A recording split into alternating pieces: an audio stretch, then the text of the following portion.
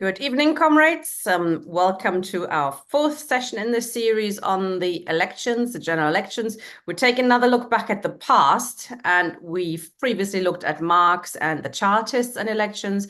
And tonight we're looking at the French Workers' Party, the Social Democratic Party of Germany, and the Bolsheviks. So we're starting with Ian speaking about the French Workers' Party and the Social Democratic Party, and then Roger on the Bolsheviks. Thank you for joining us, comrades. All right. I can't get this thing to.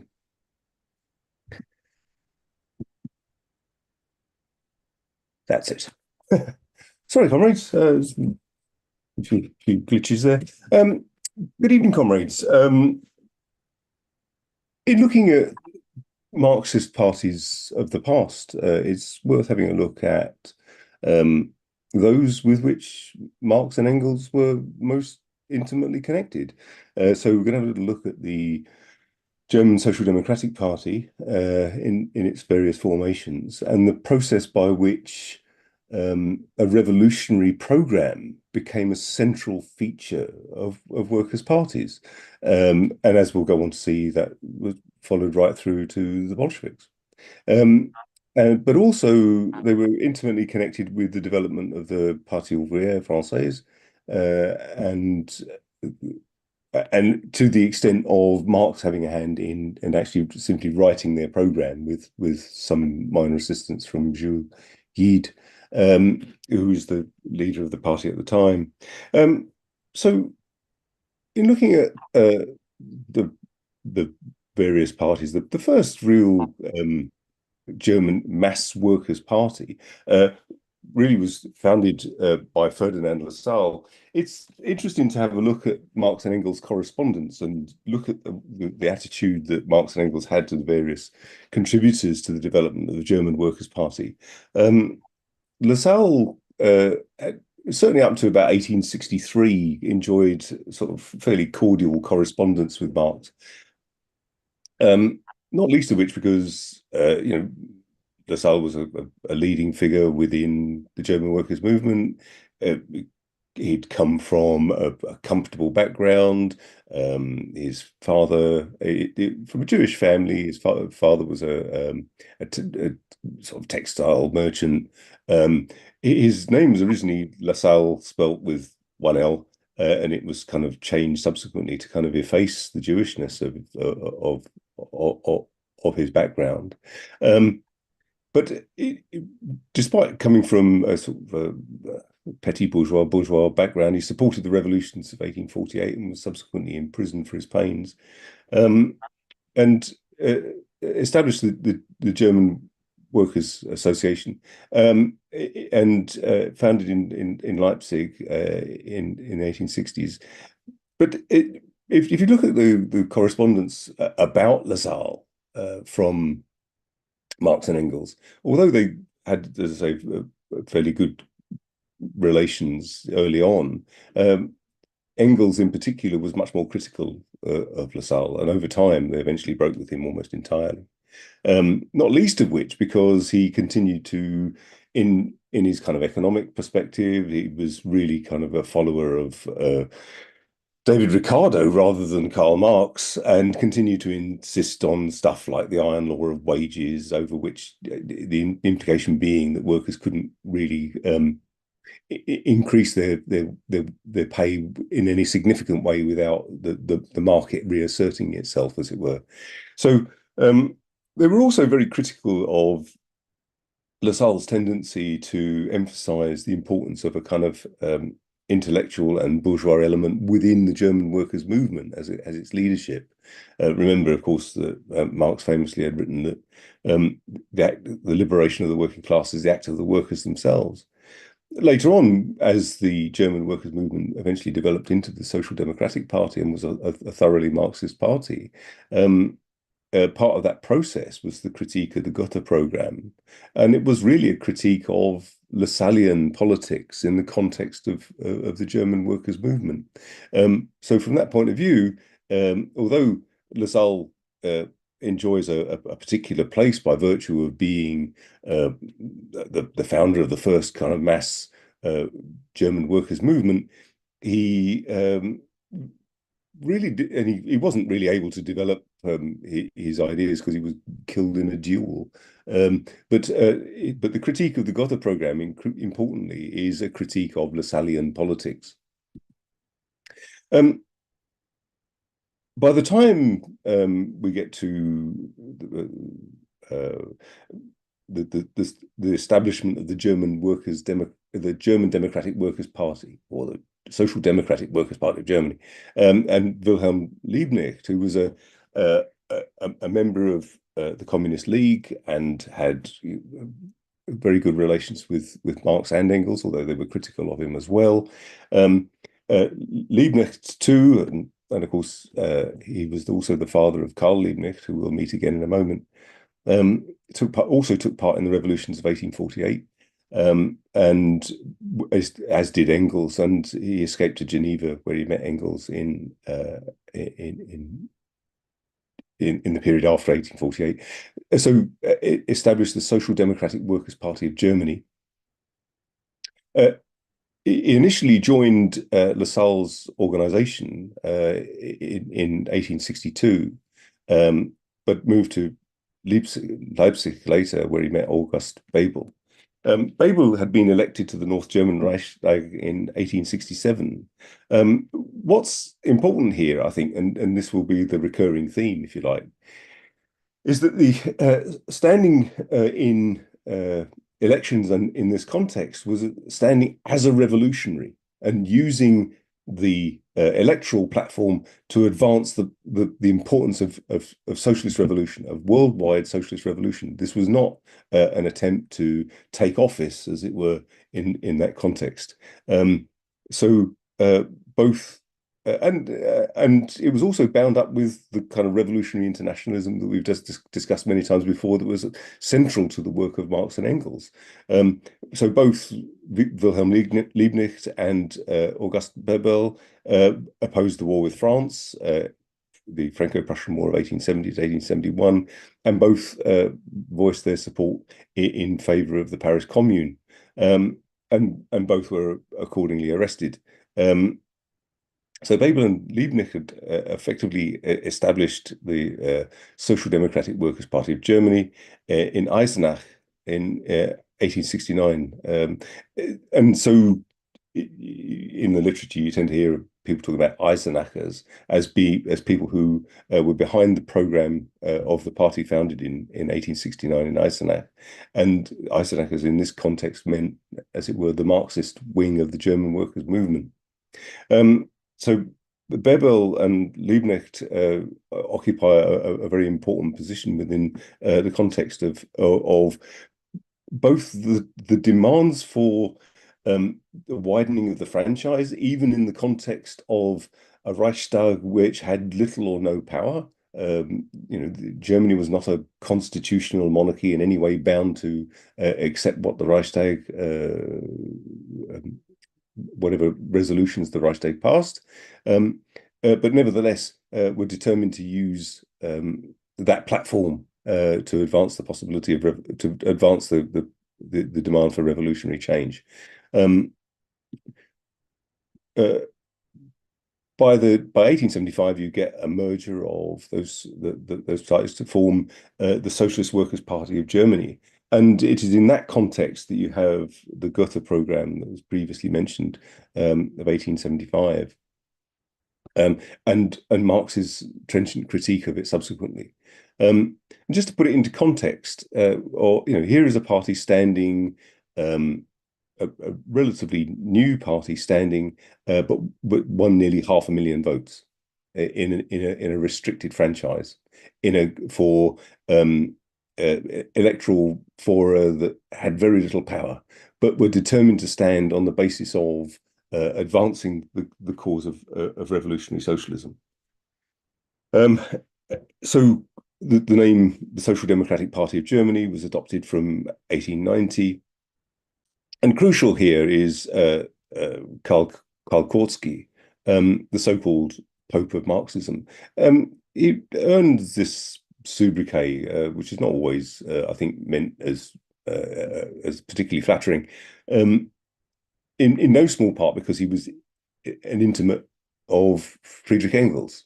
In the last 5 years of Friedrich Engels' life, Kolkowski was in London and subsequently became something of the literary executor of Engels, just as Engels had been the literary executor of Karl Marx.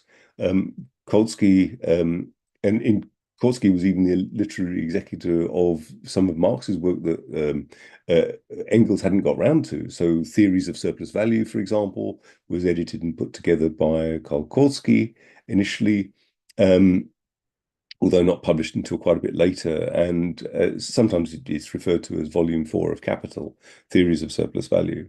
It's Marx's kind of outline of a history of economic thought, in a sense. Karl Kautsky, as this so-called Pope of Marxism, might be expected to have had a fairly decisive role, and as a theoretician within the SPD, and because of his enormous prestige of having been a close associate of Engels, did enjoy great authority within the context of the German workers' movement.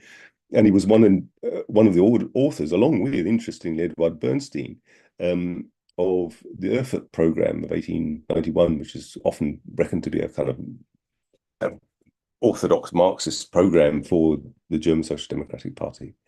By 1912, as is well known, the SPD was despite being barred effectively from taking office, one of the strongest parties in the Reichstag. And so here is the situation where you have a party which by this time was much more than just simply the kind of political party that you would see in Britain or many other countries today. If you weren't in the SPD's reach went far further than just simply standing people in elections and that kind of thing. If you were into cycling, you could join a social democratic cycling club. If you were into hill walking, you could join a hill walking club with the SPD. It was a thoroughgoing association of workers in many different spheres. Kautsky was so well thought of, even by Lenin, that it's when eventually the German SPD voted for the war credits in 1914, it said that Lenin absolutely couldn't believe it and didn't believe it initially.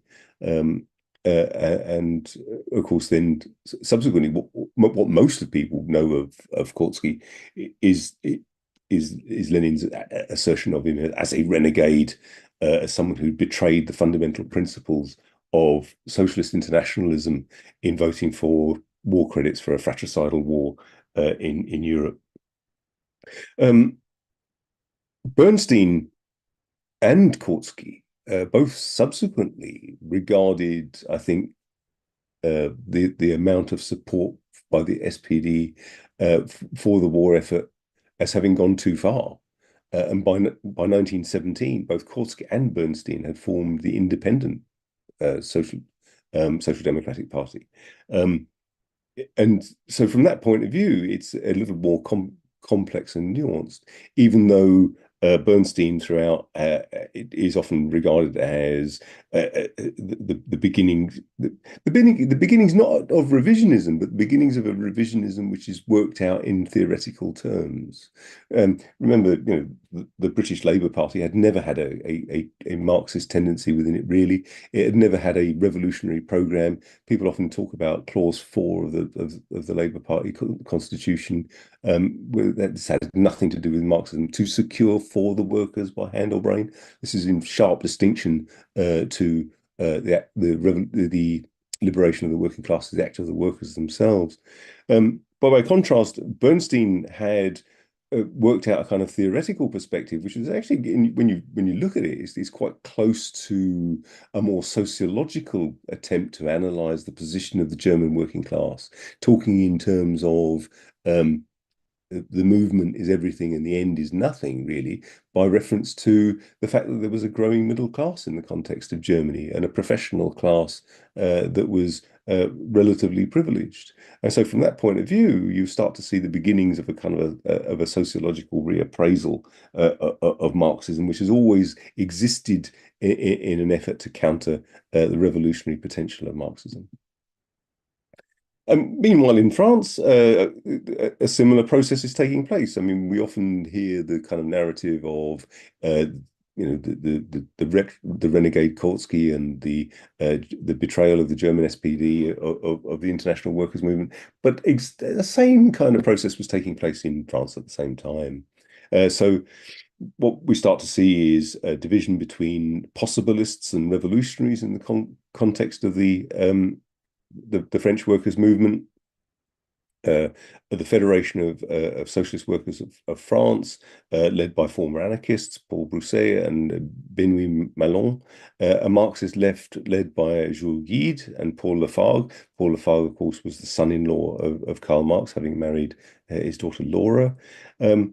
And so the possibilists, who organized themselves around achievable gains within the context of capitalism, and argued for a reformist political program, was subsequently led by Jean Jaurès. But again, it's rather subtle and nuanced, because when we come to 1914, for example, Jean Jaurès was implacably opposed to supporting the war and was prepared to back the idea of mass strikes against the war.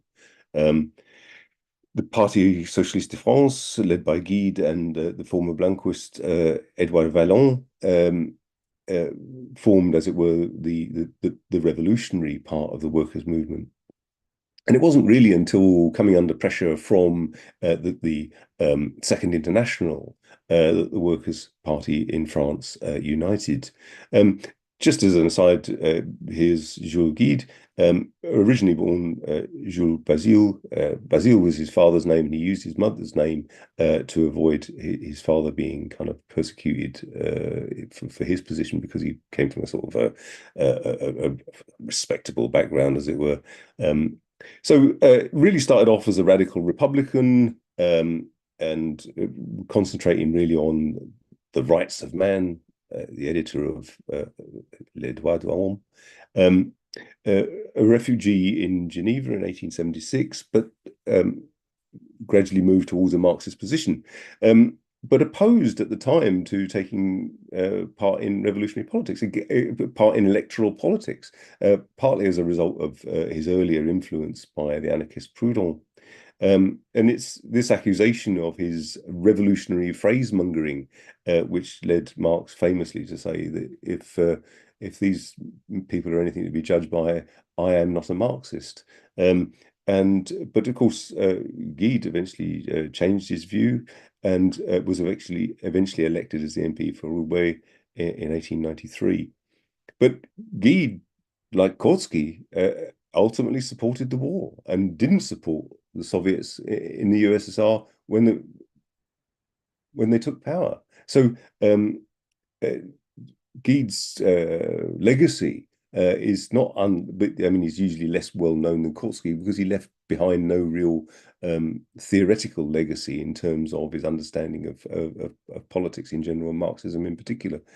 Lafargue, as is well known, was, quite apart from being married to Laura Marx, he was a close associate of Marx and Engels, worked with Guide in promoting Marxism in France. Paul and Laura translated much of Marx's work into French before they tragically died in a suicide pact in 1911. And Lenin actually spoke at their funeral. Jean Jaurès, who was the kind of leader of the possibilist wing, as it were, a Republican deputy elected as a Republican deputy in 1885, and then elected in 1893 as a socialist deputy, the leader of the possibilist wing, and approved very much not just in standing for election for revolutionary ends to propagate the possibility of revolution, but it was in favor of the participation of socialists in government. And we can see these kind of strands within the French movement, which was subsequently also taken up by Guide during the war. But Jaurès founded L'Humanité. He eventually formed a united party with Gide. But interestingly, for somebody who's usually regarded as a reformist, he was implacably opposed to imperialism and militarism, and supported the idea of a general strike to stop the war. And we don't know really what would have happened had he not been assassinated by a nationalist, Raoul Villain.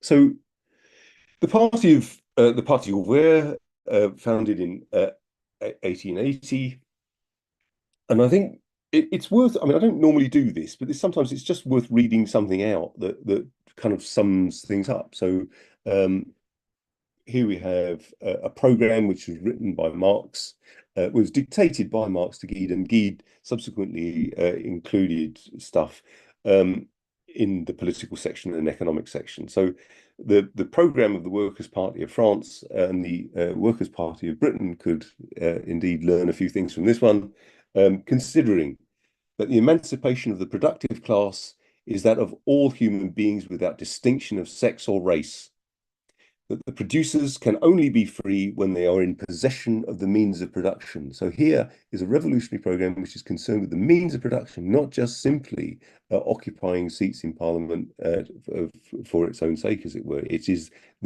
only when they are in the possession of the means of production. That there are only two forms under which the means of production can belong to them: the individual form, which never existed in their general state and which is increasingly eliminated by industrial progress. Here he's talking about the personal possessions of working people.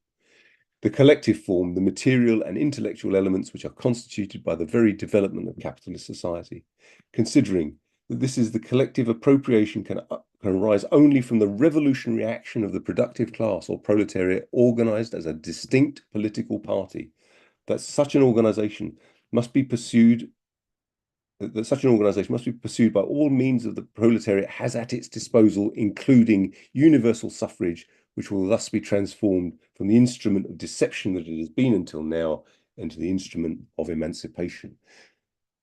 So throughout, Marx and Engels were not only willing to use the electoral process, but determined that the workers should use everything at their disposal to promulgate the possibility of revolution.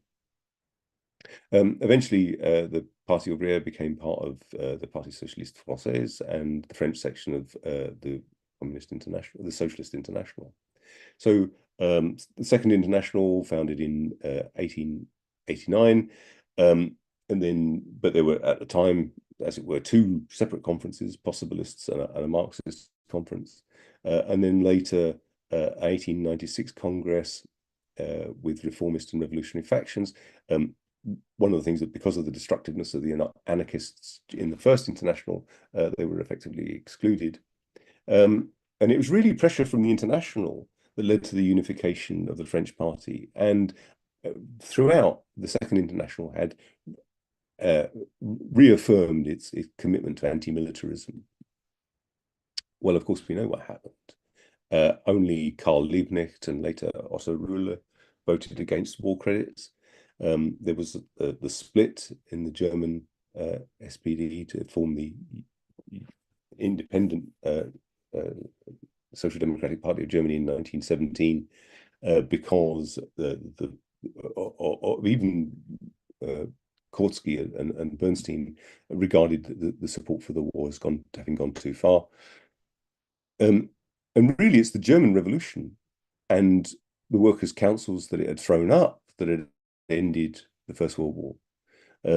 Remember that workers' councils had come into being in St. Petersburg in 1905, and is written about brilliantly by Trotsky in his book 1905. But it's really the German Revolution that ended the First World War with the mutiny of sailors at Wilhelmshaven and Kiel. And it's really the German Social Democratic Party that opposed the revolution and effectively drowned it in blood. So Friedrich Ebert, who subsequently led the German SPD, effectively joined the 1918 strike leadership in order to break it, in order to guide it, as it were, into a peaceful end from the point of view of the ruling class. And he was in a pact effectively with senior military officer Wilhelm Groener to help to oppose the revolution. Workers' councils. It's an interesting area because, of course,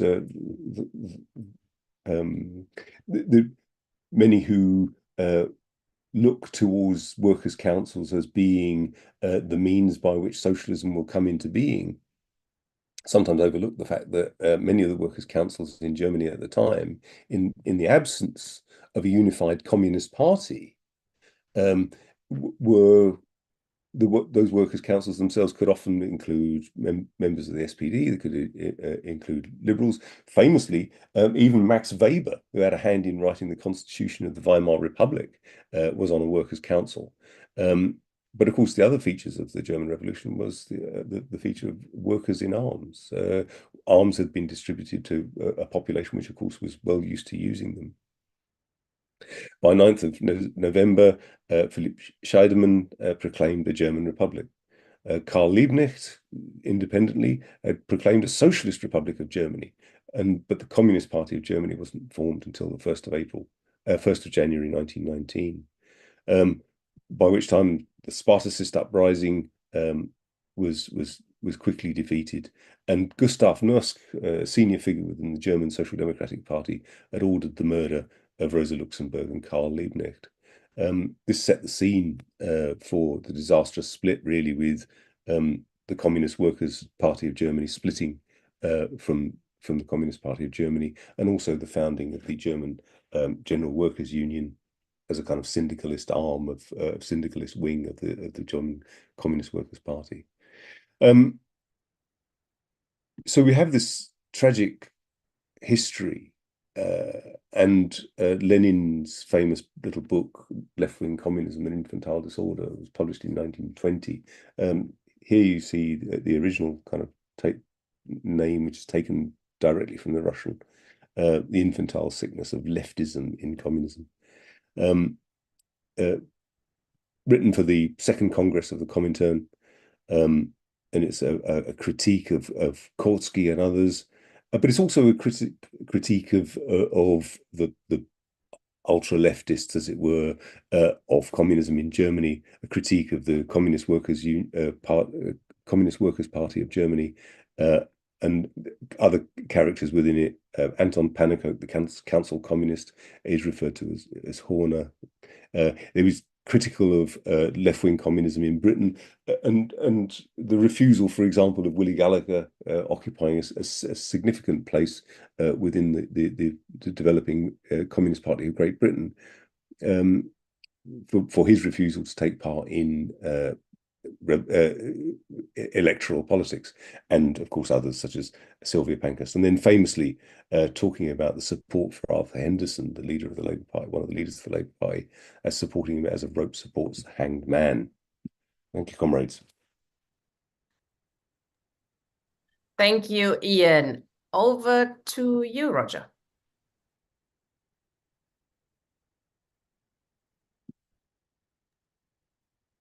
All right. Can comrades hear me? Yes, all good. Okay. Well, it's a hard act to follow, Ian. That was a really absolutely stunning and thorough presentation of the whole history of particularly, well, the French and the German origins of the labour movement. I'm not going to try anything quite so ambitious, I'm afraid. I'm concentrating on the record of the Bolsheviks in relation to parliamentary elections and parliamentary procedures. And I'm going to focus first on their attitude towards the Duma, which was a kind of mock parliament introduced by the Tsar out of panic at the time of the 1905 revolution onwards. And then also, because there's so much confusion and myths about it, the Bolshevik attitude towards the Constituent Assembly when after the October Revolution. So I'd like to start by saying, you know, we're often misrepresented, we Marxists, as enemies of democracy. And according to the bourgeois mythology, Didn't the Bolsheviks ban opposition parties? Didn't they shut down the Constituent Assembly? Didn't they impose war communism, create a one-party police state, etc.? And actually, I mean, I'm not going to attempt to answer all those questions in this particular session, but on the contrary, it should be noted that far from imposing a one-party state, the first Soviet government was not even a one-party government. It was a coalition with the left SRs. And this is not the place to explain the later emergence of a tyrannical Stalinist police state, which of course had nothing in common with Bolshevik traditions. The constant efforts of the enemies of democracy and the working class to ascribe to the Bolsheviks the crimes of their Stalinist gravediggers are, of course, a travesty. So let's examine specifically the attitude of Marxists and specifically the Bolsheviks towards parliament and elections. First, a word about one of the attributes of Marxism which is least recognized, often by its own adherents, and that is what I could call its modesty. Because unlike the assorted sectarians that were their contemporaries, Marx and Engels had never sought to impose a priori utopian fantasies upon the realities of the class struggle. They saw it as their task, above all, simply to learn from the actual historic experience of the working class and to adapt their scientific conclusions accordingly. It was, after all, the workers of Paris in the Commune of 1871 who demonstrated to Marx, and not the other way round, the necessity of smashing and replacing the bourgeois state machine rather than simply commandeering it. The workers of Paris rose up in the struggle to take hold of their own destiny, and in the course of that experience, it was their own collective leap of imagination and improvisation that shaped the form that workers' power would take. Marx's genius consisted above all in his ability to watch, to listen, and to learn from their experience, and to condense it into theoretical conclusions. All the elements of workers' democracy, the rotation of administrative duties, the strict limitation on official remuneration, a workers' militia, Soviets, etc., these were not devised by Marx or Lenin in their own heads and then imposed on the living reality of the movement. After all, that's the definition of sectarianism. All these attributes of workers' democracy were derived from the process of the struggle itself as it unfolded. So again and again, at the high points of history, it was always the creative energies of workers in struggle which showed the way forward. The mark of the great revolutionaries was their insight in grasping these lessons. There are, of course, countless examples. It was the actual course of the Russian Revolution which sharpened up Lenin's earlier incomplete and what Trotsky called algebraic formulation of its tasks as a democratic dictatorship of the workers and peasantry into workers' rule. It was the course of the revolution itself which demonstrated to Trotsky something to which he had previously, as he freely admitted, given inadequate weight, as he called it, the imperious necessity of a centralized Bolshevik party. We're all constantly reminded of the need, therefore, to question outworn shibboleths and test them against reality as it unfolds.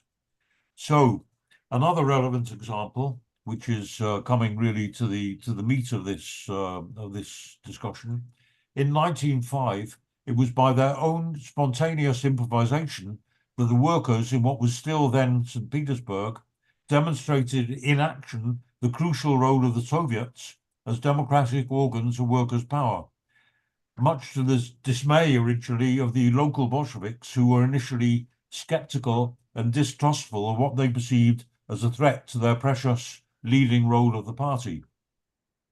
Trotsky was, of course, the chair of the St. Petersburg Soviet in 1905, and it was to the lasting credit of Lenin, at that time, of course, they belonged to rival factions, that the Bolsheviks were so quick to acknowledge the form of organization that the workers themselves had created.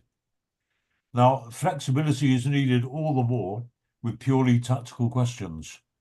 So there's no single, fixed, definitive answer to the question, are Marxists for or against participation in Parliament? let's remember, in 1850, Marx insisted on participation even in rigged elections for the advantages they held. Just to quote, he said, "Even when there is no prospect whatsoever of their being elected, the workers must put up their own candidates in order to preserve their independence, to count their forces, and to bring before the public their revolutionary attitude and party standpoint." But 20 years later, when it came to his review of the experiences of the Paris Commune, Marx contrasted its incomparably more democratic character to the bourgeois parliamentary system, which he mocked, of course, as, quote, deciding once in 3 or 6 years which member of the ruling class was to misrepresent the people in parliament. And Lenin really only slightly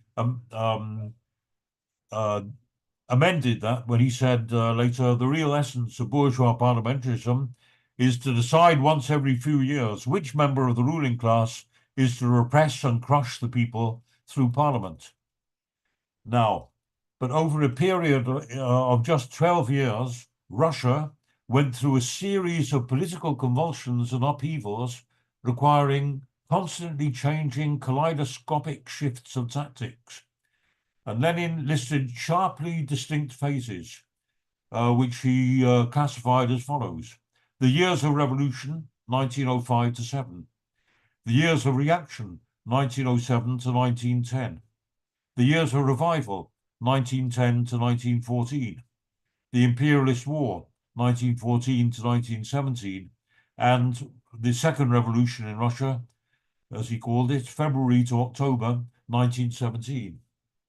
And as he explained, in relation to this varied experience of the Bolsheviks, the alternation of parliamentary and non-parliamentary forms of struggle, of the tactics of boycotting parliament and that of participating in parliament, of legal and illegal forms of struggle, and likewise their interrelations and connections, all this was marked by an extraordinary wealth of content.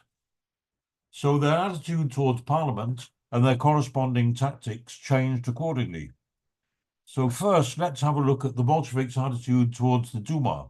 The Duma was a quasi-parliamentary institution set up by the Tsarist regime as a token concession wrung out of it following the outbreak of the 1905 revolution. Now, the establishment of the Duma was a gain of the 1905 revolution, which shook the absolutist state to its foundations. It was a token acknowledgement of the end of personal autocracy, and it was the first hint of accountability. And while it failed to overthrow the monarchy and overturn the semi-feudal social relations of Russian life, it did force the Tsar to grant this limited constitutional reform a legislative assembly. But from its birth, this State Duma was a deeply undemocratic institution. Rather than being elected on a one-person, one-vote basis, parliamentary representatives were elected separately from each social class, divided therefore into landlords, wealthy city dwellers, workers, and peasants. And the allocation of delegates was, of course, heavily weighted towards the rich. There was to be one deputy for every 2,000 landlords, but only one for every 30,000 peasants or 90,000 workers. Moreover, Lenin's Social Democratic Labour Party was still an illegal organization, that is, both wings. There was still an illegal organization which the Tsarist state constantly clamped down upon. Now, the question came immediately: should revolutionaries have participated? Faced with this monstrous caricature of democracy, the immediate reaction of the entire RSDLP, both factions alike, was boycott. Lenin faced an uphill struggle trying to win support for participation in elections, not only among groups like the social revolutionaries, who were exclusively focused on terrorism as the sole weapon to be waged against Tsarism, but also from Lenin's own comrades. Lenin argued that despite the rigging of the elections, participation in them would offer real advantages. Namely, since deputies were to be elected separately from each social class, that meant that workers' deputies had to be elected in all the big factories in every major industrial area. And this gave revolutionaries the opportunity to lay out their election program in front of mass meetings of workers in each of the major workplaces and have their candidates elected by a show of hands. And that was an opportunity that Marxist parties in Western Europe could only dream of. And once socialists were elected to the Duma, they would gain a vital platform in a society in which political discussion was repressed by police surveillance, state violence, and of course the threat of deportation to Siberia. Now, at first, Lenin failed to convince the Bolsheviks to run candidates. But when that first Duma was disbanded in July 1906, after just 2 months, for Lenin, this abrupt autocratic shutdown of Russia's first elected assembly was a key moment that shed new light on the realities of Tsarist society, lessons that he would constantly impress upon the Bolshevik parliamentary deputies until the RSDLP Duma faction was finally outlawed, having agitated against the First World War in 1915. Now, the main party of the capitalist class, the cadets, had failed to do anything to defend the first Duma beyond giving highfalutin speeches in its chamber. Lenin believed that this highlighted 2 important lessons. First, it demonstrated the danger of parliamentary cretinism, a term that Lenin borrowed from Marx. Secondly, it dramatically underlined Lenin's thesis that the Russian capitalist class was incapable of leading the sort of bourgeois revolutions that their English and French counterparts had made in the 17th and 18th century to destroy feudalism and smash the power of the old aristocratic ruling classes. The liberal capitalists and their political arm, the cadets, were simply too scared of the risk of working class uprisings to lead a movement against the Tsar and the great landowning nobility.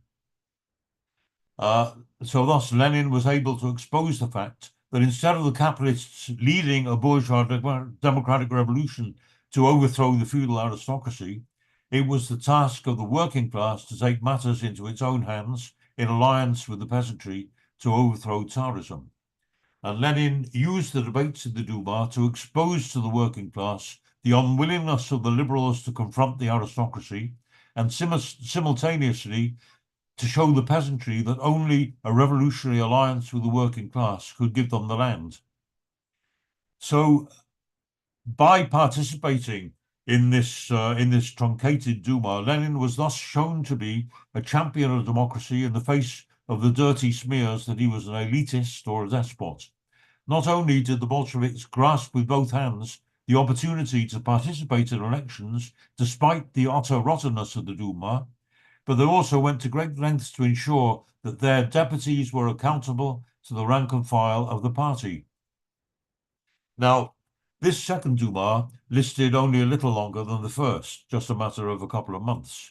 When it too was dissolved, the question of future participation in the new Duma, convened in 1907, became the flashpoint of a new debate. This time, Lenin was categorically opposed to participation. He called not for abstention, but for something very different, an active boycott. On the eve of a conference which had been called to reunite the 2 wings of the party, following the earlier split between Bolsheviks and Mensheviks, Lenin said he welcomed the prospect of unification, but the one point that he raised was the question of participation in the Duma. So he said, and this is a direct quote, "There is still one point on which the 2 halves of the party disagree, the State Duma. All party members must be clear on this question. Bolsheviks and Mensheviks are agreed that the present Duma is a miserable travesty of popular representation, that this fraud must be exposed, and that preparations must be made for an armed uprising to bring about the convocation of a constituent assembly freely elected by the whole people." Sorry, 1 second, I lost my place.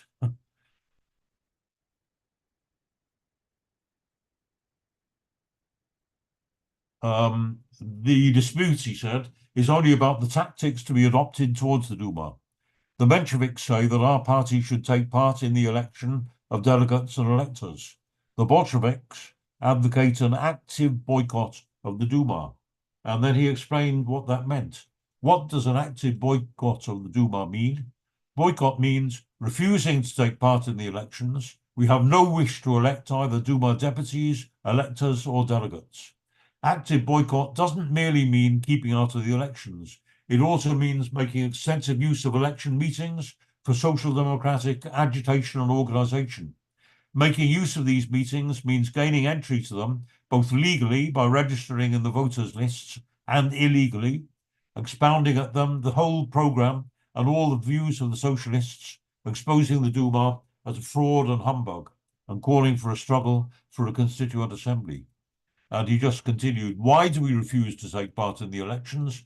Because by taking part in the elections, we should involuntarily foster belief in the Duma among the people, and therefore weaken the effectiveness of our struggle against this travesty of popular representation. The Duma is not a parliament. It is a ruse employed by the autocracy. We must expose this ruse by refusing to take any part in the elections. The Duma is not a parliament, but a new police fraud. And so he went on. I won't read any more of that, but I think he made his position very, very clear. Now, the Bolsheviks eventually did participate in the Duma until they were kicked out in 1912. Sorry. And that was, of course, the almost the lowest point of the counter-revolution. Now, what about 1917? In 1917, the Bolsheviks had a similarly flexible approach to the Constituent Assembly. Actually, although they are constantly branded as the people who destroyed the Constituent Assembly, who destroyed any chance of a legitimate parliamentary democracy and so on, the fact is that the call for a Constituent Assembly was one of their principal demands following the overthrow of Tsarism. Because, after all, a Constituent Assembly is not just a parliamentary legislative body. It's a special tribunal convened in order to formulate a new constitution.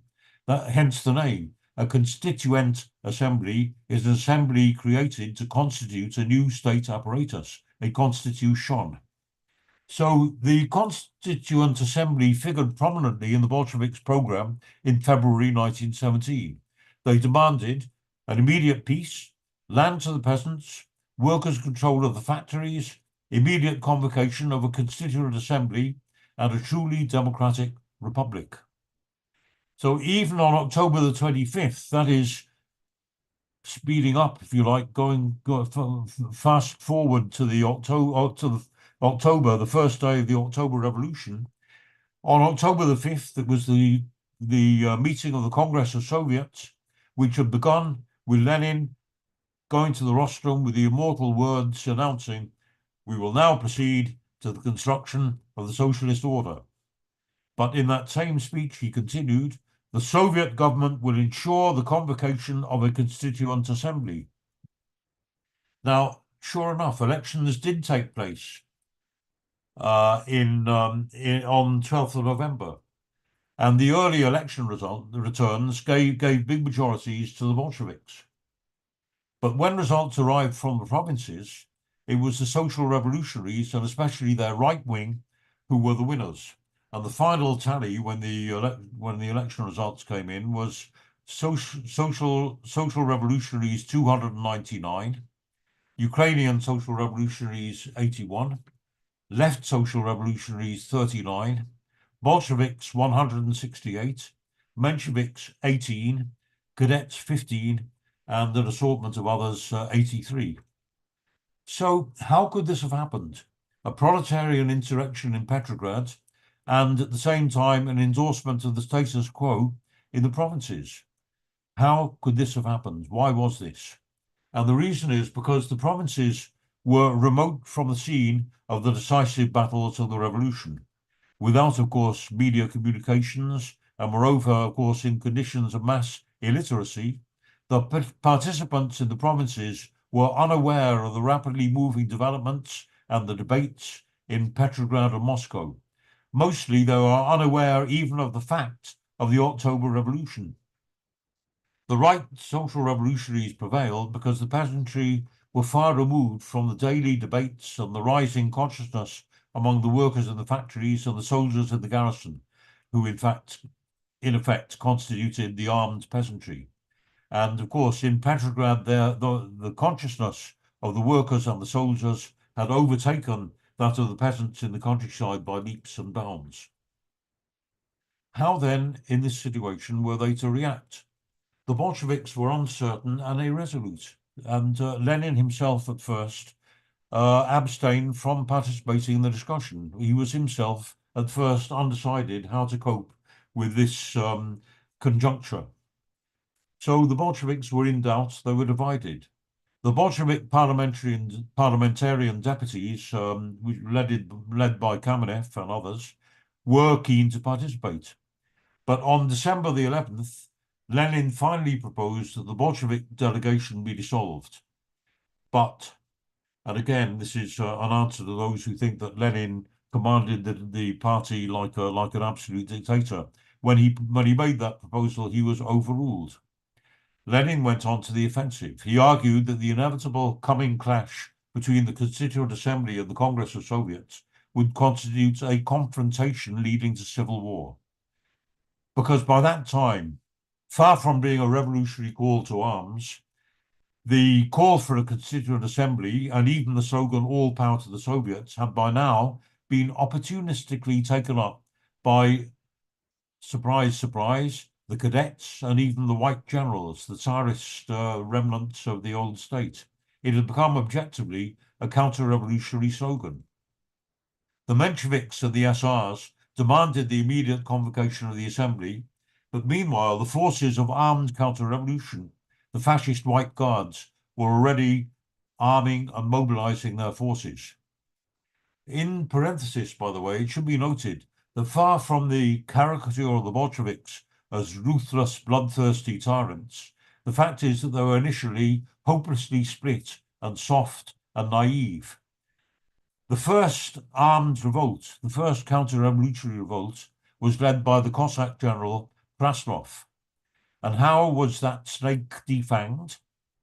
What happened is it was done by a friendly visit to their garrison by two Bolsheviks, no more, who discussed and argued and convinced the troops to hold fire pending peaceful negotiations, and following which they actually released Krasnov himself simply on the basis of his assurances that he would not try to subvert the authority of the Soviets. And of course, once released, he promptly fled south and began to mobilize, together with other white generals, a counter-revolutionary army. So what happened with the Constituent Assembly? It met on January the 18th, 1918. The Bolsheviks immediately proposed a motion that it ratify the measures already taken by the Soviet government, therefore legitimizing the power of the Soviets. This vote was rejected by 237 votes to 138.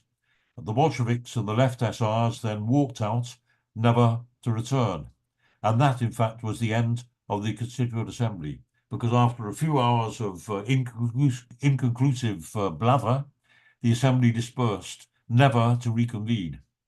And the important thing is that public opinion was supremely indifferent. Nobody missed it for 1 second. By now, the revolution had far outpaced and overtaken this constitutional trapping. It had become no more than a sheep bauble. In the context of Soviet power and simmering civil war, the Constituent Assembly could now have served only as a rallying center, a war cry for the counter-revolution. Suddenly, every Tsarist and counter-revolutionary and fascist in the world was raising on high the completely unfamiliar to them banner of parliamentary democracy and a Constituent Assembly. Everyone from Cossack generals to, for instance, Winston Churchill in Britain, who was soon to spend millions of pounds in the attempt to overthrow workers' and peasants' power in Russia. Nowhere did the cry for the Constituent Assembly appeal successfully to the workers and peasants. They understood who championed it and why. and that's why it was dispersed by the revolutionary regime, and that's why it was not mourned or missed or even remembered by the people of Russia. The result was inevitable. They rallied ever more firmly around the Soviets and the Soviet regime. So, were the Bolsheviks inconsistent in their approach?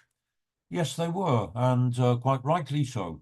Lenin, Trotsky, and the Bolsheviks adapted empirically to the rapidly advancing march and progress of the revolution. I'd like to quote from one quite interesting book, which I would recommend comrades, if they haven't read it, to read, by somebody called Silverman, called Leninism Under Lenin. And he wrote, perhaps overstated his case a little, but it's worth keeping in mind what he says.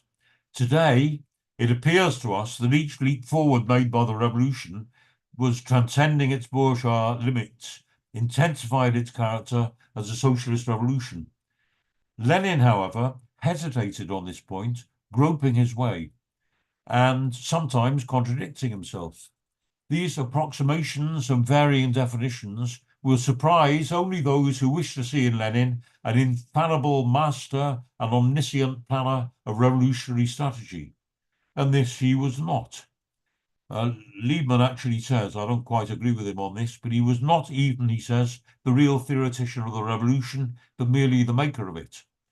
But he was right to say that it was Lenin's absorption in practical activity that doubtless prevented him in 1917 from formulating and deducing theoretical conclusions from the lessons of events, and hence the theoretical hesitancy of his approach initially to the problem of the Constituent Assembly, which of course he made up for very greatly by his boldness in practice. Now, finally, quite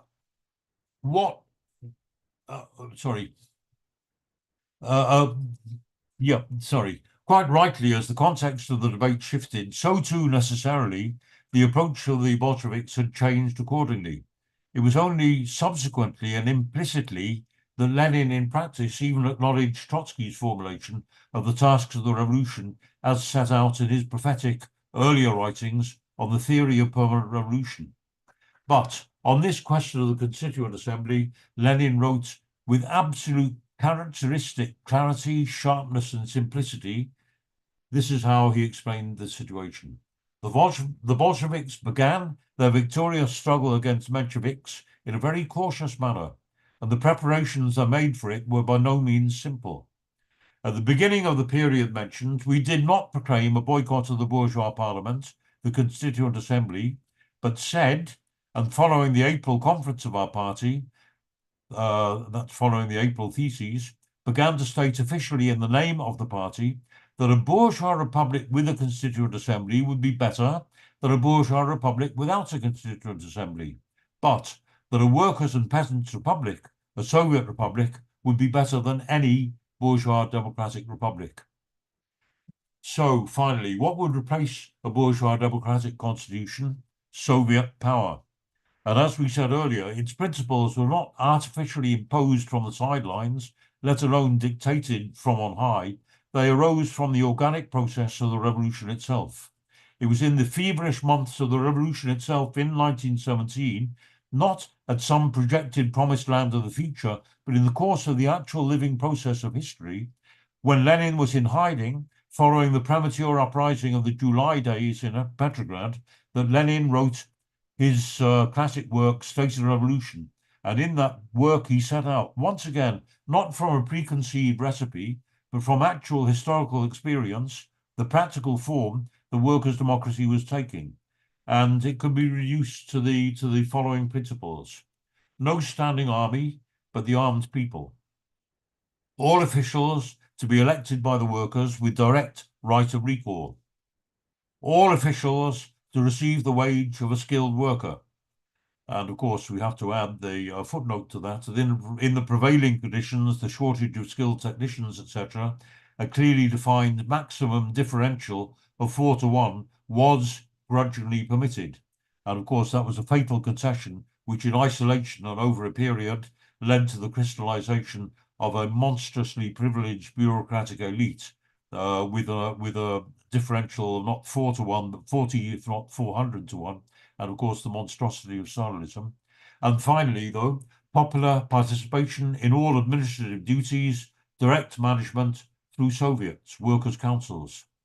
And that is a means of running society more rational than any parliament, than any constituent assembly, or than any previous state machine in history. So thanks, comrades. I'll leave it at that.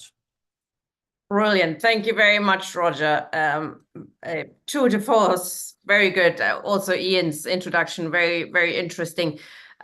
Comrades, if you have a question, if you'd like to make a contribution, please click raise hands. I've got a couple of questions for you both. Get the ball rolling. Ian, I mean, Roger, I think, drew out really well the question of tactical flexibility when it comes to standing in elections. It's not a principle either way. We have to always stand or we always have to boycott it. So it's it depends on the circumstances entirely. So in a bourgeois parliament with all its limitations, sometimes the best you can do is use parliament as a platform.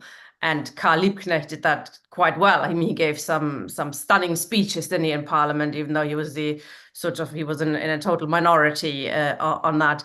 But that perhaps, once there is a revolutionary upsurge, you have to adjust pretty quickly, and a bourgeois parliament then becomes a burden or something that has to be overcome rather than participated in. How did, especially the Social Democrats but also the French party, did they have those kind of debates on flexibility, on how to engage with Parliament and elections, or was that perhaps too early, and because there hadn't been a revolution then, that they didn't get to those kind of debates? The first thing about Karl Liebknecht, I would say, to preface anything else, is that, of course, one of the ways in which he was frequently shouted down was the demand for unity. Because he was in a very small minority of demanding a kind of transition to socialism, he was often shouted down on the grounds of, the Social Democratic Party has to retain its unity, despite the fact that the leadership of the Social Democratic Party had been responsible for crushing the revolution, both by its alliance with the command structure of the German army, but also directly in ordering Liebknecht and Luxemburg's killing. But the debates around the tactics involved in standing for Parliament, there were tensions because if you stand for election, do you take office, for example? I mean, you don't really see anywhere in Marx, Engels, and you certainly don't see Wilhelm Liebknecht or anyone else saying, if offered a minister's post, should you take it? No, there was no suggestion whatsoever of that. But there was debate within the context of the French party about whether one should take, and Jean Jaurès represented that kind of contradiction. On the one hand, he was anti-militarist. On the one hand, he was in favour of a strike to stop the First World War. But on the other hand, he was prepared to take office. So there was that kind of strange contradiction in the right wing of the French movement. And of course, ultimately, it was expressed by Guide, who did take office during the First World War. So yes, there were debates, and I think that it is a very clear dividing line. Again, are we always saying that under no circumstances would one take office? I think you have to look at that whole question of tactical flexibility and say, what would be the purpose of taking office? Would inevitably, when the kind of shattered remnants of the Second International Socialist parties have taken office, they've always ended up suppressing the interests of the working class. And from that point of view, there is I suppose the principal feature of it is, to what extent can you bring about socialism by taking office within a bourgeois parliament. I think standing for parliament is one thing. Taking a seat within parliament as a workers' tribune, as it were, is one thing, but to take office, it puts you in a completely different position altogether. And from that point of view, generally it should be avoided. I'm not saying never, but generally it should be avoided. And it was certainly a contradiction within the French party. Yeah, on this point, Alexandre Millerand, obviously, I guess that's who you're talking about. Do you know a bit more about it? I mean, he started off as quite a socialist and then became war minister and basically, helped to organize the slaughter of their brothers and sisters. Absolutely. And of course, you see, I mean, you've seen exactly the same thing with the Labour Party in Britain. It's often, helped to effectively marshal the working class behind the interests of the war. So although someone like Ramsay MacDonald, for example, was in principle opposed to the war, it was largely on pacifist grounds rather than socialist grounds. But Mitterrand, I mean, you end up with a socialist who's better at marshalling the working class behind the interests of capital than even the capitalists, and that's the danger. That's the thing that's to be avoided. That's the area where office becomes completely corrupting, and no serious socialist should do it. And we have the same, I mean, I'm from Germany, as you can tell. The Linke in Germany is very keen to participate in governments whenever they can, local government, regional government, etc. And of course, first thing that happens is you have to manage capitalism, you have to manage budget cuts, you have to basically take money away from libraries, from children, kindergartens, etc., etc. So you end up attacking the working class and you get punished for it at the ballot box. So it is really a lose-lose situation. Similar, of course, the Rifondazione Comunista in Italy. We had all sorts of examples of the European left really not learning that lesson about not participating in government under these conditions. I mean, there could be totally different conditions if there's a rise in working class resistance, etc. If it's a pre-revolutionary situation, then you could possibly consider participating because that could spark something happening on the streets, etc. Roger, in terms of then what the looking at today and sort of any lessons we can draw from the experience, and you've described, I think, really well the situation how it was in Russia, but from today, how can we, looking at the general elections today and all these independents standing, and they're being sold to us as that's a really good thing, all these people standing on their own platform, etc. Everybody's doing their own thing, but we really do need a party, don't we? We do really need to be organized in one party. What kind of lessons do you think we can learn? What kind of party? How can it be a party that is as flexible and tactically astute as the Bolsheviks were? Well, I wish I knew the answer to that. I think we all do. But I mean, the question is, we need a mass party.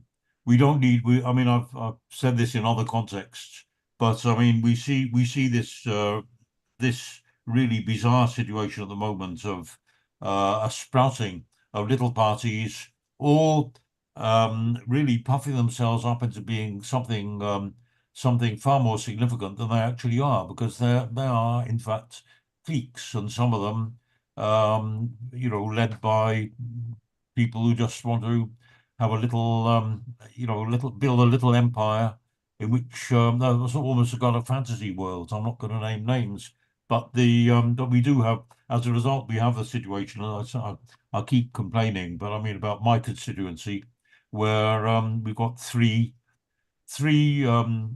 independent, well, not three left candidates, unless there's some more that I haven't heard of yet.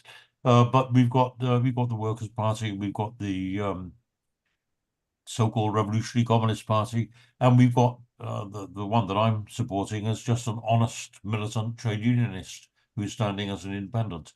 But the question is, all of this, it's worth standing, preferably one per constituency, not more. But in order to use it as a platform to speak, it gives you a voice. It gives you one thing. I mean, I always enjoy participating in elections and canvassing because it's the one opportunity you have to just knock on a stranger's door and have a political discussion with them. And normally it's something which you don't get that opportunity. And you speak to a lot of people, and you establish, well, you actually get them thinking, and you get some ideas from them too about how to formulate your ideas and all the rest of it. But that's the question of taking office. Well, obviously taking a seat in Parliament, there is, I mean, in the current context, we're not talking about a Tsarist Duma.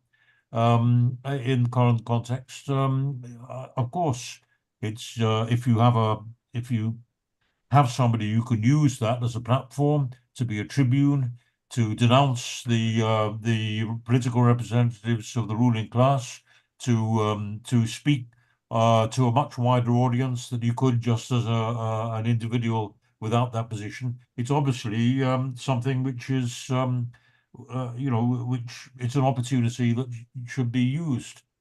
As for that's for representation in Parliament. As for taking office, if you mean ministerial office and so on, I mean, I cannot conceive of any circumstances except in a revolutionary context where you could do that.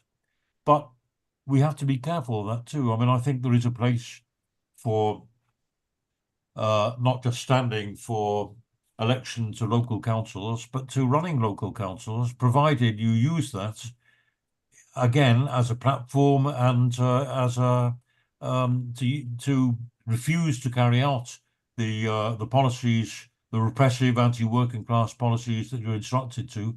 I do think, although mistakes were made, and I don't want to go into the whole history, but overall, I think the record over 5 years of the Liverpool City Council in the 80s was a model. I thought it was absolutely right. It got the support of the entire, more or less you could say the entire population of Liverpool. It organised tens of thousands in general strikes, token general strikes. It defied the government. It held out for 5 years. It when the councillors were surcharged, they organised collections throughout Liverpool in order to pay the astronomical sums that were being demanded of them. And what is interesting, which I didn't know before, but I only found this out recently, that they not only appealed to the population of Liverpool for donations in order to meet the surcharges, but they insisted that nobody should give more than 50 pence. They didn't want to be seen as a burden or an imposition, and they wanted to ensure that to force themselves, if you like, to get the widest possible support on the basis of an appeal to the entire population, and they did cover the entire cost, several £100,000, I think, of the surcharges. So I'm just giving that as an example.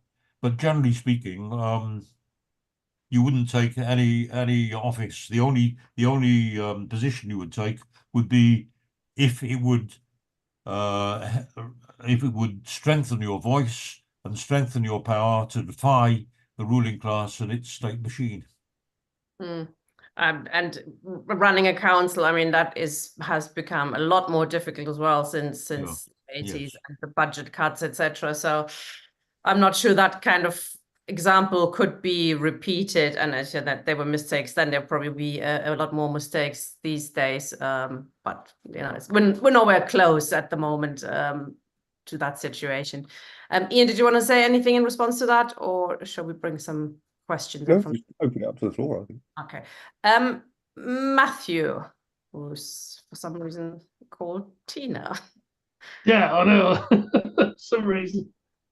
Okay. It's that cover you've got on this thing anyway. So Yeah, I think that the thing you can almost look at it the other way, though. Of course, is that the ruling class itself, the capitalist class, is not democratic by nature. I mean, it had to be forced. Thanks. It had to be forced to concede, the universal franchise. It didn't concede the universal franchise until after the Russian Revolution, when it was in fear of its existence. You know, and you see all this sort of fight through the whole of the 19th century and into the 20th century for the vote. And of course, when you're talking about all of these parties, starting in the 19th century and into the early 20th century, of course, they're operating on, rotten franchises. Most, the vote, vote was split by class. People didn't have the vote, they didn't have property. All these sort of methods were used. These methods, of course, still apply in places like the US, where lots of people have different weights in votes.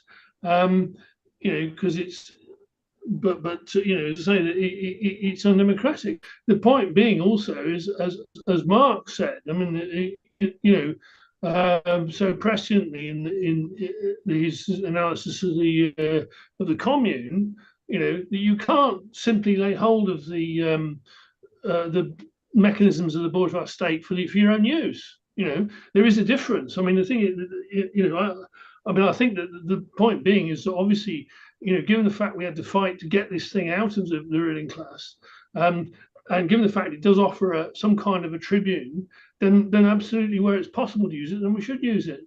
But the point is to understand that these structures belong to the ruling class, they're not ours.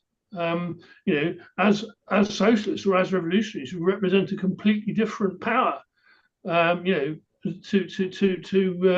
that which exists in Parliament, and that's quite clear. And you can see the problem is you can see, by the behaviour of all the various forces and so on in the sorted parliaments that of course they don't understand that at all. But the thing is, obviously now you're also seeing a situation where, under the current conditions, the bourgeoisie is increasingly moving towards a dictatorship. Starting with the hegemon in the United States. I mean, it's a real question, as to the continuation of democracy at all, which is going to change politics completely on a global scale. And you're sitting in a situation, say on Tuesday, where hundreds of thousands of Kenyan youth demonstrated towards the parliament, which passed an oppressive bill to tax them, while the cops were opening fire on them outside. And the response of the youth was to try and torch the parliament. I mean, quite entirely reasonably. They tried to set fire to the place. They tried to set fire to the city hall as well. And the basis, obviously, these people don't represent us, and this institution doesn't represent us. But the question is, as a revolutionary, how do you actually draw out that contradiction? And the key now, of course, is to say, right, okay, well, what is the alternative to this mess? What is the alternative? I mean, people look at, you look at what is going to happen now, of course, is that Parliament in this country will be in utter disrepute as well. You can see it getting worse. It already stands pretty low, but the next government is going to get a lot worse. And the question is, okay, well, what alternatives do you have, and how do you understand why that situation is? Thanks. Thanks, Matthew. Ian or Roger, want to say anything? I'd just like to draw a distinction between what Marx and Engels were arguing for, which is socialism, which is the working class taking power for itself, and in particular, the means of production, and what we might call state socialism. Or, I don't think it even deserves the name socialism, but the idea of seizing hold of the state in an effort to... There would always be good grounds for using a place in Parliament or local council to bring about reforms that would further the interests of the working class, whether nationally or locally. So, I would happily stand for election to the local council, because Durham City Council has got a pretty bad record when it comes to attacking workers' terms and conditions, and you could use that position to do that.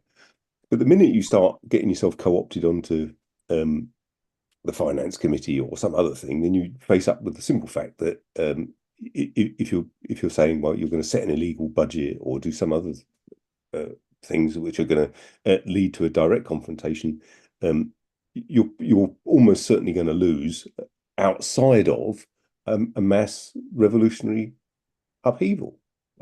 Unless you've got that, you're on a hiding to nothing if you're just trying to take power. And what you end up doing is, colluding in laying workers off in the end, and bringing some considerable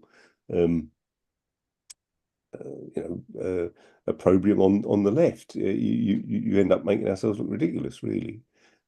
So I think it's important, because when you look at, for example, the French Workers' Party, and you look at the Workers' Party of Britain, that are currently standing, okay, I'll be voting for them, because the alternative is some dreadful apparatchik imposed by the Labour NEC.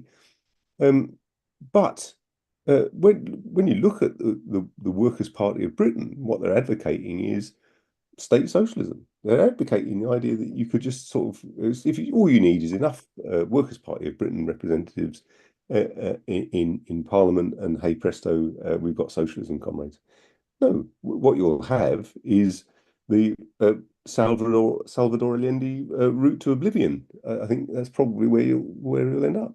The ruling class isn't going to give up so easily.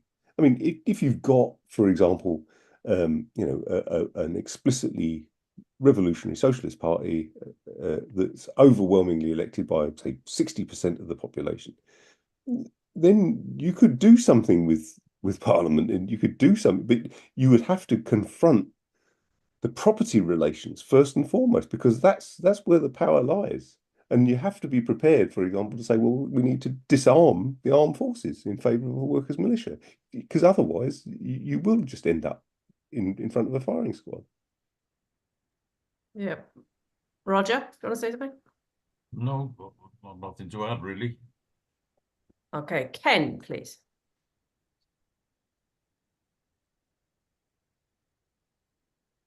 Hello, can you hear me? Yep. Okay. First, thanks to Ian and Roger for a fascinating session. My question is about, if you like, Lenin and Germany. Ian referenced Lenin's surprise that, the German socialists voted for war credits. Now, he may have been surprised because he didn't have enough information about what was happening in Germany, or he'd been given the wrong information or misinformation, or there may be another possibility. What I'm curious about is, when the German Revolution was happening, how far was Lenin better informed about what was happening there? Or was it the case that, he didn't have more information, or he simply didn't have the capacity or resources to intervene effectively because he had his own issues to deal with at the time? I mean, obviously his circumstances at the time of the vote for war credits and at the time of the German Revolution were significantly different, but I'm just curious as to whether, he learned anything from the lack of information in 1914 and tried to improve his knowledge about what was happening in Germany after the First World War, or how far there's another explanation for that. Thank you. Thanks, Ken. Roger, do you want to take this first?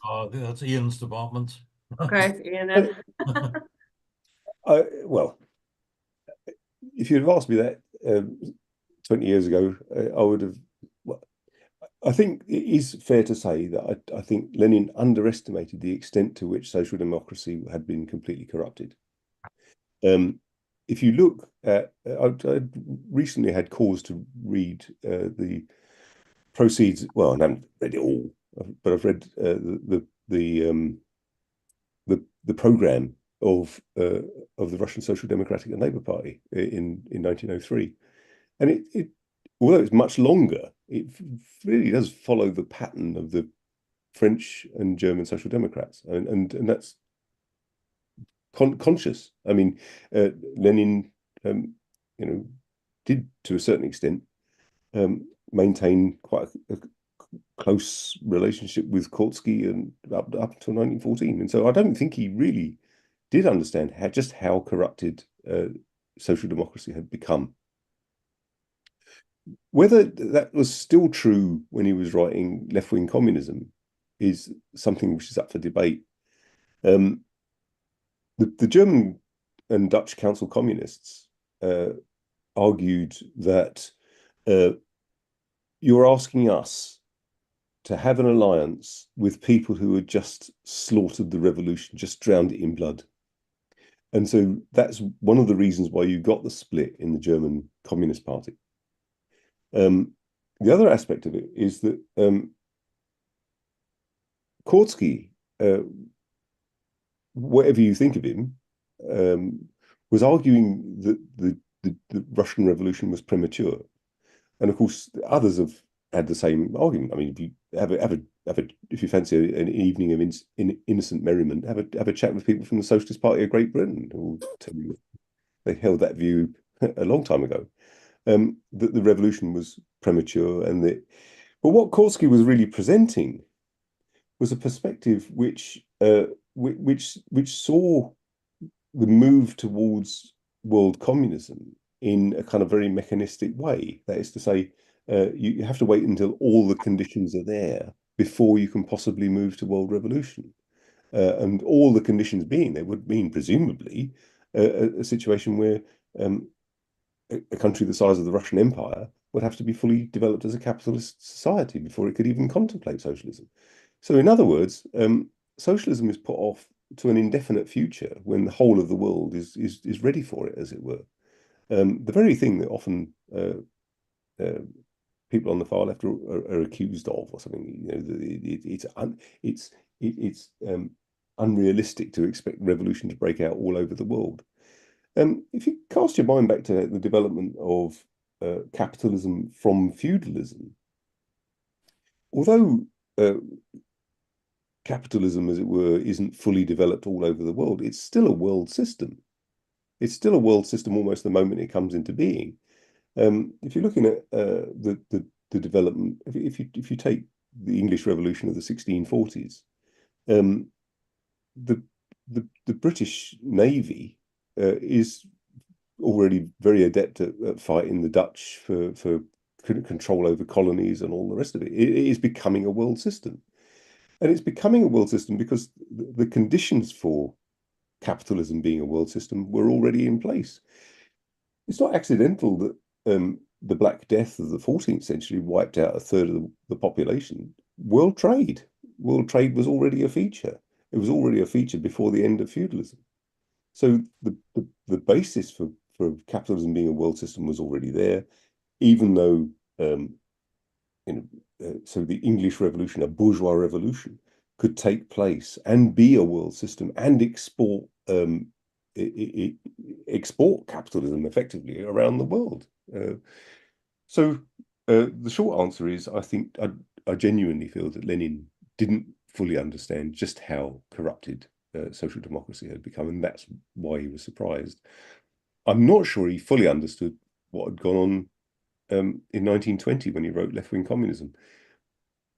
But I can see why, at the same time, he would have argued for a unified communist party in the context of Germany in particular, and in the United Kingdom. So I can understand why he would disagree with Sylvia Pankhurst or Willie Gallagher or whoever else, and argue that the Communist Party of Great Britain, when it was founded, should have an attitude towards elections that was about promulgating revolution.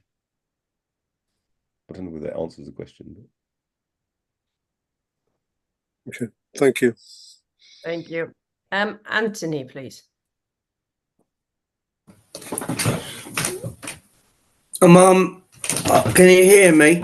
Yes, we can. I think there's big dangers in what Ian is saying in terms of an incomplete break with Stalinism, particularly entering bourgeois governments, because this goes back to 1848 when Blank was his last, I think it was Louis Blank, was the first social democrats, utopian socialists that went into a bourgeois government, made certain concessions, and led to the crushing of the working class when they closed the national workshops down. And for Marx, class independence is very important of the working class, and this is very relevant now. Because some of the SWP, WRP, counterfire adapting to popular frontism in France in the election. I wouldn't support the Greens as a middle class party, but I support Mélenchon, the Socialist Party, Communist Party, the Alliance of Workers United Front, excluding the Greens. There was a bourgeois party, I wouldn't vote for it, but we've got to attack the idea of a popular front. But I think the crisis.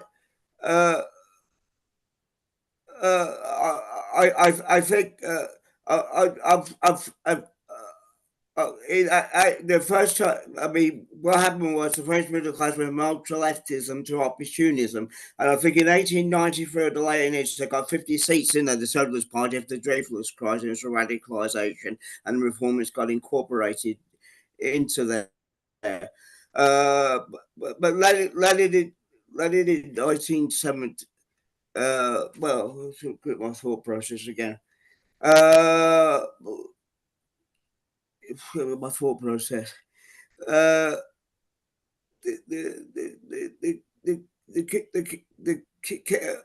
course, yeah, Lenny had that power Bogdanov, I think, when he called for a blockade, it's an empiricism and Peter criticism. We have to have a dialectical approach to capitalist democracy. It's here to incorporate capitalism and all the opportunism of social democracy. And the Popular Front Alliance is like the Social Democratic and Socialist parties in these coalition governments, has led to what Tina said. But we shouldn't be in reformist governments. We haven't got confidence in them. But in the July days, what Ian was saying about the left communists and the ultra-left July days, the Social Democrats crushed the workers. Kerensky was part of it. Then we called for the measure in the Social Revolutionaries to break from the capitalist ministers, and the boss had the Bolsheviks run the middle class. But they had an alliance with the left Social Revolutionaries, which was the middle class left peasantry, and I prefer it. As Trotsky said, without winning the peasantry, capitalism was in with the bankers on the outskirts. That's without the peasantry couldn't have made that revolution with a tiny working class.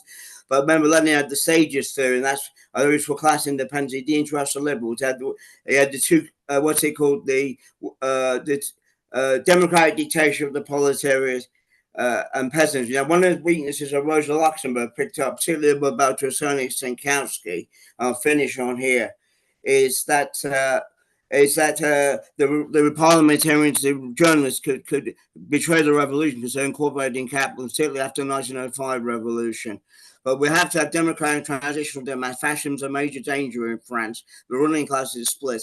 We got one class united and they'll be sailed on the streets. It's either going to be a popular front government I don't agree with, or the left wins the three parties, or there's going to be a mass upheaval with fascism and civil war. But there's big danger of the RCP is the other extreme, not seeing the danger of fascism, which reflects those pressures of the right rather than ultra left guys. I'll leave it there. I got my memory back. It's on my memory. Thank you.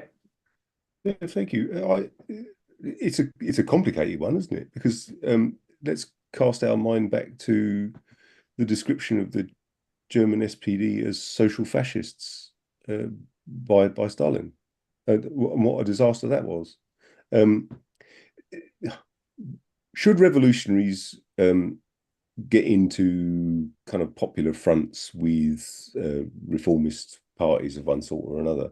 In the context of France today, it is a defensive act. I think that, the idea that Mélenchon and the Communist Party and the Greens and all the rest of it could get together to kind of hold back Le Pen's party is a defensive act, and I don't have a problem with that any more than I have a problem with, well, it would have been a great thing if Stalin had not destroyed the possibility of a useful alliance between the German SPD and KPD to keep fascism at bay. But I don't think the situation we're currently facing in France is fascism. I think the idea of an authoritarian right-wing nationalist government is not the same as fascism. It's the idea that that's just a kind of, it's at that point that fascism just becomes an epithet, just something to throw at people. And I don't think that is the situation that France is in. I don't know what will happen. I think it's good to keep Le Pen's party out, if at all possible, because the likelihood is it will be authoritarian, it will be nationalist, it will be a carnival of reaction. But the idea that it's fascist in the way that the Vichy regime was in France, or Hitler in Germany, or Mussolini in Spain, is nonsense. Because after all, what's the mass base of Le Pen's party in France? It's not a huge petty bourgeoisie that's caught between the hammer and anvil of capitalism on the one hand, and a potentially revolutionary proletariat. So I suspect that what will happen if Marine Le Pen ever gets the presidency is that in the end she'll do as she's told. She'll do as she's told by the ruling class, just in the same way that Meloni in Italy has effectively moderated her terms, moderated the way in which she's speaks about Mussolini or whatever else. I mean, I remember when being told that Franjo Tudjman in Croatia was an out-and-out fascist because he just adopted all the kind of trappings of the Ustashi regime. But we didn't see fascism in Croatia. We might have a nationalist authoritarian government or whatever, but that's not the same thing. So popular fronts, yes, it's not simple. I think I hope they keep Le Pen out, but I don't believe fascism is an imminent likelihood in Europe. Yeah, agree. Roger, do you want to say anything on that? Yes, I mean, I agree with Ian up to a point, but I think we have to say, first of all, yeah, Le Pen will do what she's told by the ruling class, but it works the other way. The ruling class are backing Le Pen because they want to adopt policies which are at variance with the regime they've had in the last few decades. They do want to, and it's not only in France, it's a European phenomenon and almost a worldwide one. They want to adopt a much sharper, harsher, more confrontational stance in relation to the working class and to the rights of the population. Now, I would say Le Pen is a fascist. I'd say Meloni is a fascist. I'd say Bolsonaro was a fascist. I'd say Modi was a fascist. But that does not mean that when they're in power that they can impose a fascist program. Absolutely not. Because the point is that they don't have the forces. They don't have a mass street army as Mussolini and Hitler did. They can't destroy the working class. They can impose authoritarian repression from above, but they cannot pulverize and destroy the organizations of the working class. And that means that they are in a very weak position. I think if Le Pen comes to power, she won't destroy the Labour movement any more than Meloni has been able to, etc., or Bolsonaro was, or Modi was. The point is that as we've seen, Modi thought that in the recent elections, he thought that he could get an overwhelming majority and change the constitution and establish a Hindu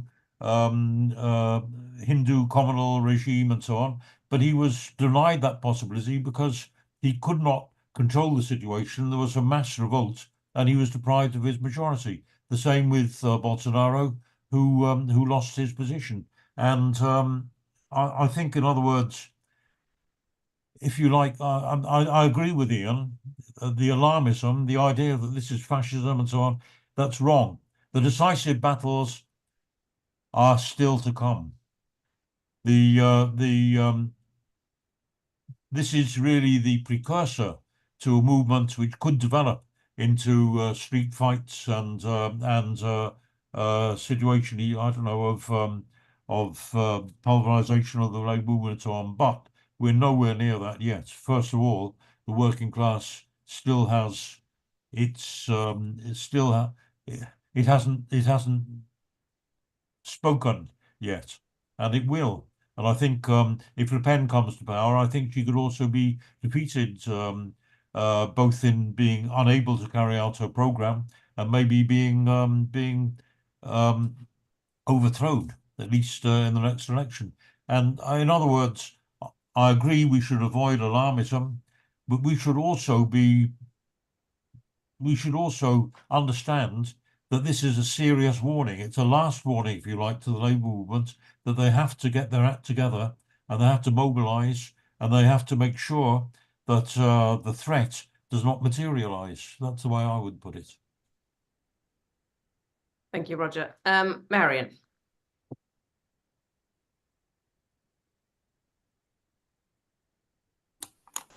Yes, I would. Anthony wasn't saying that fascism was on the order of the day, but I think Ian downplays it. And there's some people that say that Le Pen and these other figures are not fascists. Yes, they are, just like Tommy Robinson is in this country. And it's very dangerous if we underestimate it. The working class, I agree with Roger, the working class hasn't spoken yet, but we have got to get our act together. And if we don't, then we don't know what's going to happen. We're living in a very dangerous world at the moment. Yeah. Everything is in flux. And we have to be aware of that. The economic conditions, if we don't get these situations right, and class independence is key, actually, what alliances we make and when we make them. And I think what Tina said earlier is it's critical that we understand what the balance of forces are in the situation that we're in. And this is key. But what I do want to say as well, when Roger talked about Liverpool, at the same time, you had Lambeth stood out for a long time. The GLC was fighting for a limited period. But unfortunately, that alliance broke down. And then you had the collapse of it. And that they were important battles that we didn't win. And that's part of the reason we're in the mess we're in now.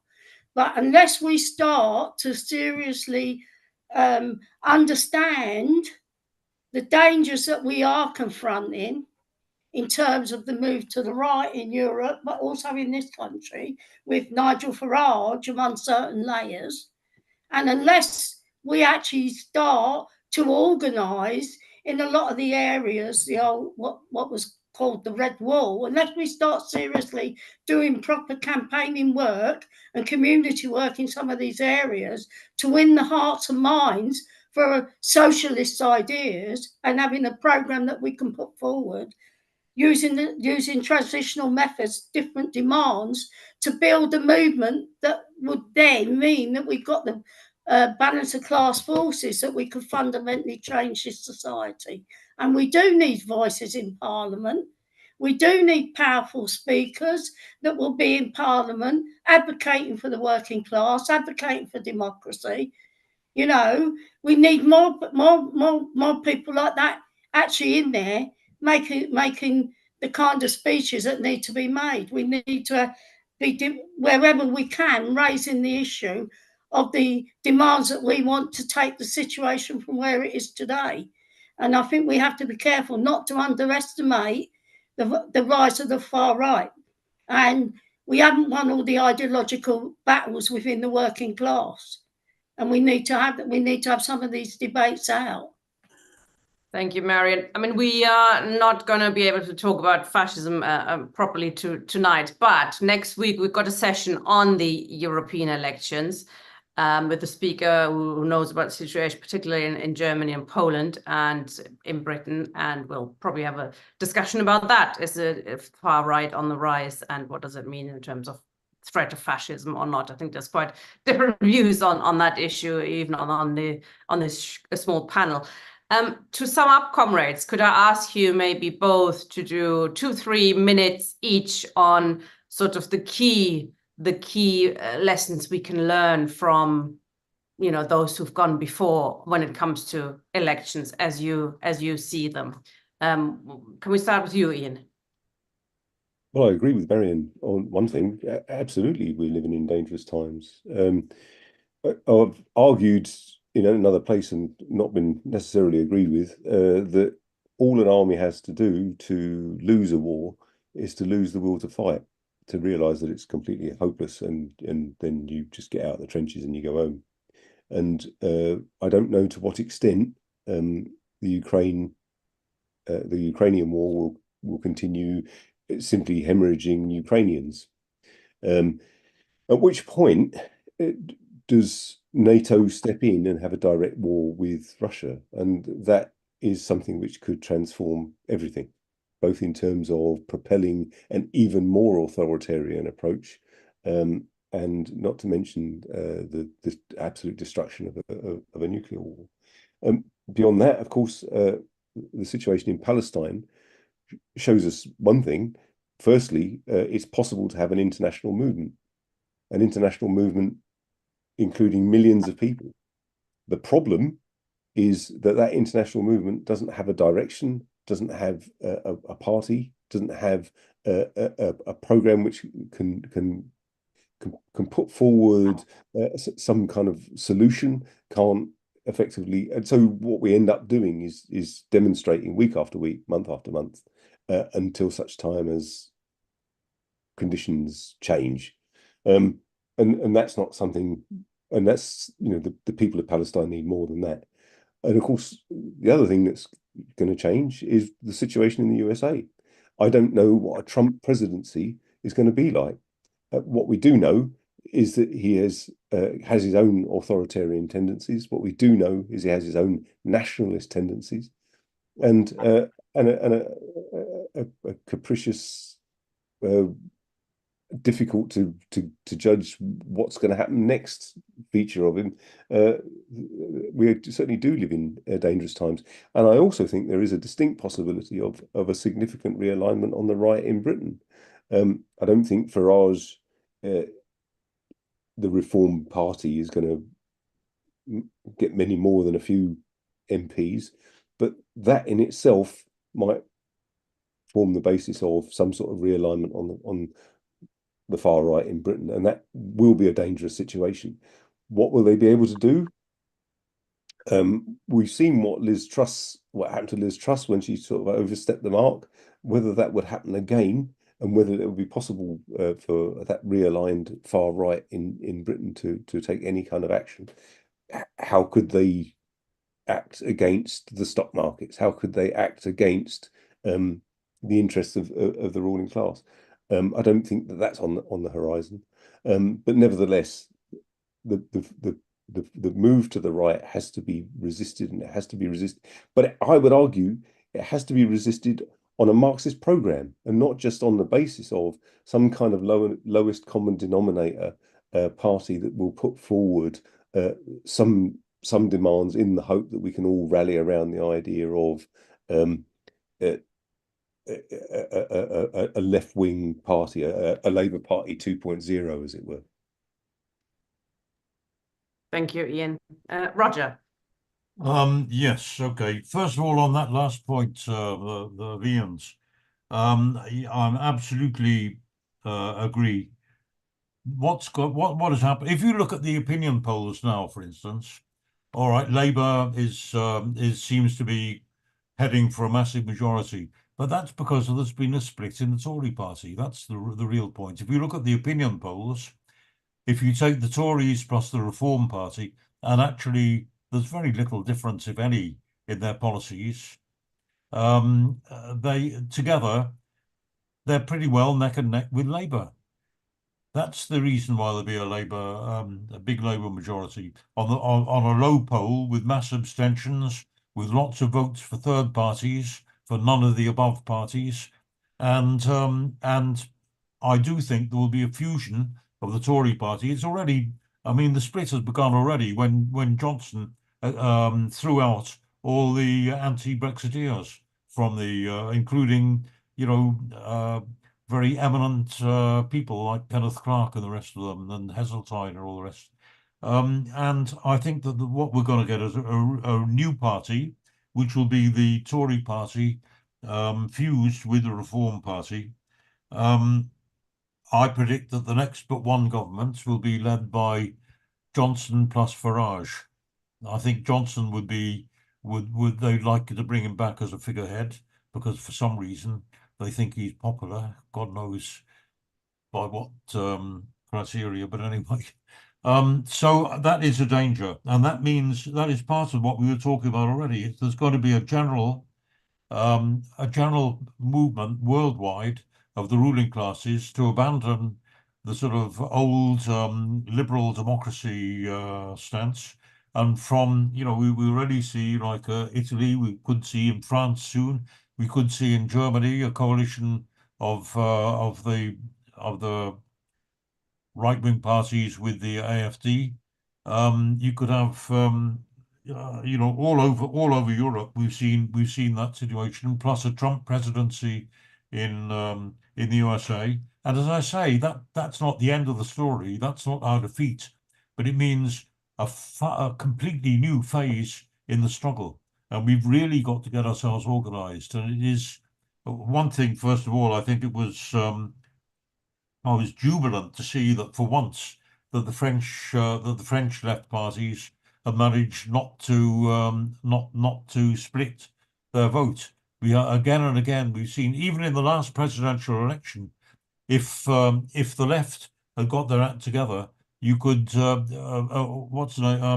Pen would not have got on to the second ballot probably. Mélenchon would have got on, and he could well have actually won the presidency. That would have been a possibility, but at least he would have been the main opposition to Macron.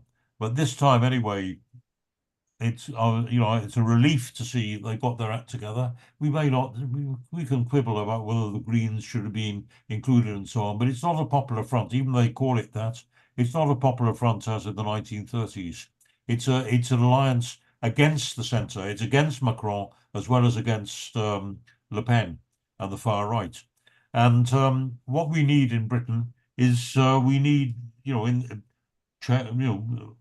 with all due changes according to the traditions of the situation here, what we need now is, instead of this lunatic situation, as I say, of a sprouting of pop-up parties all competing with each other and just degenerating into cliques, what we need is a new mass movement of the working class. So that means that just as originally the Labour Party was formed because the trade unions didn't want to form a socialist party. They wanted to have a party which would represent their interests in that case, to defend their right to strike, to protect their means of their raison d'etre. And so they broke away from the Liberal Party and they formed a Labour Party, a party of Labour. Now, there must be surely a movement, not, of course, we're not talking about the union bureaucrats, but within the rank and file, there must be surely under a Starmer government, which will be, of course, itself a very right-wing government, not like Labour governments of the past, right-wing even compared to the Blair government or the new Labour government. But there will be a movement from the militant activists within the unions to say, what the hell are we still giving our money to this party for? We need to create a party which will defend our interests. And I think there should be a campaign, and I predict that there will be, to get the act together, not by just linking up this little clique and that little sect and that little committee and which all exist now. All of them, play a role in that, but it would have to take on the heavy battalions of the Labour movement, which they do still exist. It's true the trade unions are not what they were half a century ago, but the trade unions are still the only mass force in society, and they have to find their political voice. And I think, well, I'd finish on that point. Thank you very much. I'm not going to start another discussion on that. I would have a few disagreements with perhaps I should answer Julian. Not of course, just to answer Julian, I'm not advocating for a replication of the errors of the formation of the Labour Party in the past. But I am saying that the heavy battalions of the working class of organised labour need a voice. They need a political expression of their own, and I'm sure that sooner or later they will come to that conclusion and fight for that. And of course, it can't be like the Labour Party of the past, because it's in a new context, and I hope that some lessons would have been learned. And us Marxists would be calling for a Marxist communist program of such a party, or at least a party where you can argue for such a program rather than. Of course, should be free discussion within the ranks. But in other, we're not in favour. I'm not in favour of a party with the pure principle of standing on its own. It should be a tendency within a mass party, and would fight within that party for recruits to their program and their ideas. We can probably discuss this a bit further next week. We'll be looking at the European elections, the results, and what it means for the working class movement across Europe. Not entirely positive, generally, the election results, but perhaps there are some openings for us to get involved also about the need for the European left and the European working class to actually get together. It used to be a lot closer cooperation when we looked at the First and Second International. It's not much happening like that at the moment. So looking forward to that session next week, and hope comrades can join us. Thank you both, Ian and Roger. Very fascinating introductions and a very good discussion. Thank you, comrades. Good night.